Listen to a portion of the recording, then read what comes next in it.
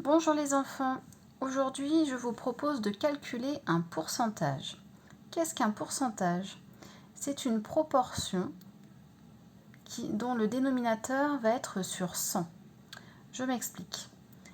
Imaginons que nous avons ici une batterie de téléphone portable. Et bien ici elle est chargée à 100%. Sur mon dessin, je vois que la case est coloriée entièrement. Elle est chargée à 100%, elle est donc pleine. J'ai la totalité de la quantité de batterie qui est chargée.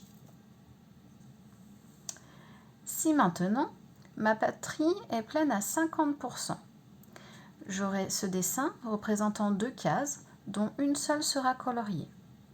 On peut donc partager 100 en 50 plus 50. 50%, c'est 50 sur 100. Je remarque que 50 est la moitié de 100, donc cette fraction est égale à 1 demi. Si ma batterie est pleine à 50%, eh bien, elle est en fait pleine à la moitié de sa capacité. Cela revient à diviser un nombre par 2. Calculer 50% d'un nombre, c'est le diviser par 2. Si maintenant, ma batterie est chargée à 25%, eh bien j'aurai ce dessin représentant 4 cases, dont une seule sera coloriée. Ici, j'ai partagé 100 parts en 4. Donc 25 plus 25 plus 25 plus 25 est égal à 100. 25%, c'est 25 sur 100. Je remarque que 25 est le quart de 100. C'est-à-dire que si je divise 100 par 4, j'obtiens 25. 25 sur 100, ou 25 centièmes, est égal à 1 quart. Ainsi, si ma batterie est pleine à 25%, eh bien, j'ai le quart de ma batterie qui est plein. Chercher 25% d'un nombre, c'est calculer le quart, donc le diviser par 4. Maintenant, si ma batterie est pleine à 75%, eh bien, j'obtiens ce dessin sur lequel 3 cases sur 4 sont coloriées. 25 plus 25 plus 25 me donne bien 75. Donc, 75% correspond à la fraction 75 sur 100, 75 centièmes. Ici, 75 centièmes est égal à 3 quarts. Vous voyez ici, 3 cases coloriées sur 4 en tout. Chercher 75% d'un nombre, c'est chercher les 3 quarts de ce nombre. On va en fait multiplier d'abord ce nombre par 3, puis diviser le résultat obtenu par 4. Enfin, si ma batterie est pleine à 10%, ici, j'ai le dessin qui représente une case sur 10 de colorier. 10%, c'est 10 sur 100, ou 10 centièmes. Si je simplifie ma fraction, j'obtiens un dixième, en barrant un zéro en haut au numérateur et un zéro en bas au dénominateur. Donc un dixième. Calculer 10% d'un nombre revient à calculer un dixième de ce nombre, c'est-à-dire à le diviser par 10. Concrètement, si l'on me demande de calculer 25% de 200 g de farine, 25% de 200 g de farine, je vais d'abord écrire ce dont on parle, c'est-à-dire les 200 g de farine. 25% correspond à la fraction 1 quart, je l'ai vu ici. 25% correspond à cette fraction-là. C'est comme si on divisait le nombre par 4. Eh bien, je prends la quantité de farine que je vais multiplier par 1 quart. En fait, j'ai traduit la phrase écrite en français par un calcul mathématique. Donc 25%, je vais le retrouver ici. 25% de 200 g de farine. J'ai mes 200 g de farine. 2 est remplacé par une multiplication et 25% par la fraction qui lui correspond, donc un quart. Je calcule d'abord la multiplication du numérateur. 200 fois 1 me donne 200. Et ensuite, je n'oublie pas d'écrire le dénominateur sur 4. Je vous rappelle que la barre de fraction équivaut à une division. Donc ici, j'obtiens 200 divisé par 4 qui est égal à 50 grammes. Ainsi, 25% de 200 g de farine est égal à 50 g de farine.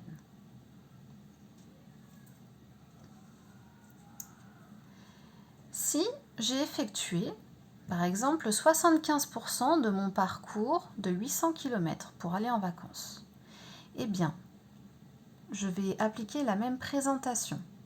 J'écris ce dont on parle. On parle des kilomètres, de 800 km. Je traduis le 2 par le signe multiplié. Et je vais remplacer le pourcentage par la fraction qui lui correspond. 75%, c'est calculer les 3 quarts. Donc je vais multiplier 800 par 3 quarts.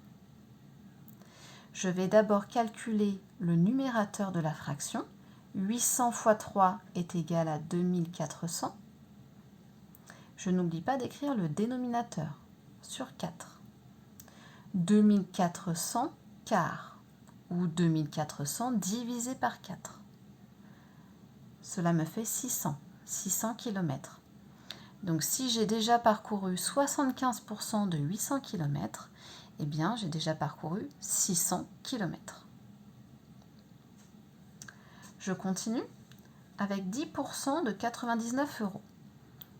Imaginons que j'achète un produit qui coûte 99 € et j'ai une réduction de 10%. Eh bien, je vais calculer le prix de cette remise. J'écris d'abord ce dont on parle. On parle de 99 €. Je vais multiplier. Donc je remplace le 2 par une multiplication. Je multiplie donc 99 par les 10%. 10%, je peux l'écrire ici 10 centièmes ou 1 dixième. J'effectue le calcul du numérateur. 99 fois 10 est égal à 990.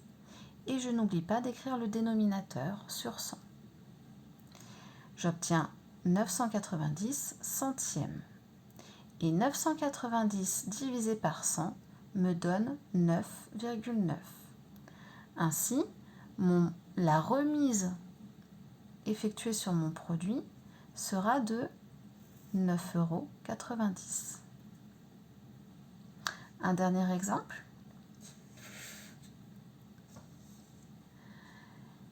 Si j'ai 50% de 42 bonbons, imaginons que je partage des bonbons avec mes amis, avec mon ami, et je lui dis que j'aimerais en avoir 50%.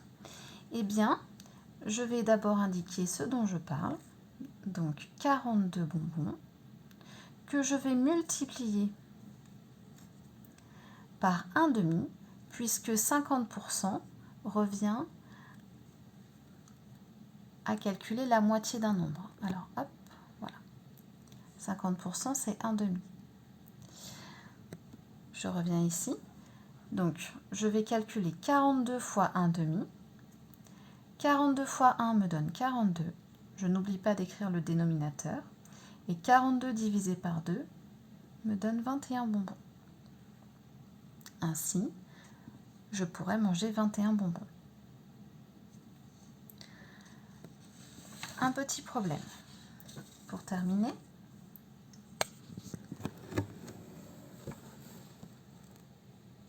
alors, un téléphone portable coûte 200 €. Le vendeur propose une remise de 25%. quel est le prix du téléphone soldé? C'est le genre de problème très classique que l'on va pouvoir faire en CM2.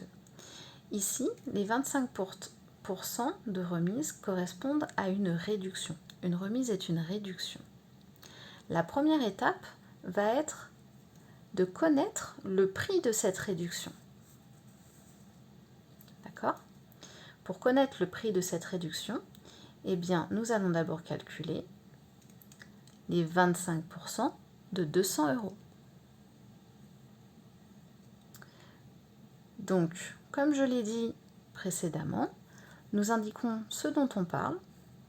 Nous parlons d'une somme en euros, donc 200 € en l'occurrence. On va multiplier 200 € par un quart, puisque un quart est la fraction qui correspond à 25%. Calculer 25% d'un nombre, c'est calculer son quart.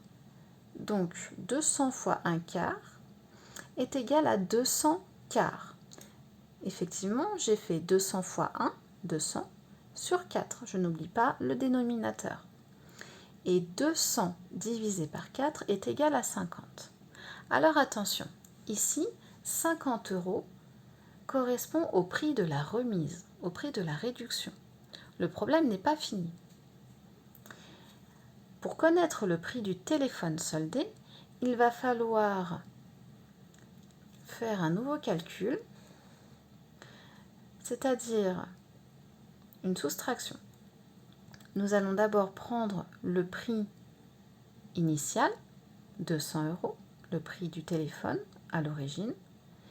On va retirer le prix de la réduction, donc 200 moins 50, et nous allons obtenir le prix du téléphone soldé, 150 €.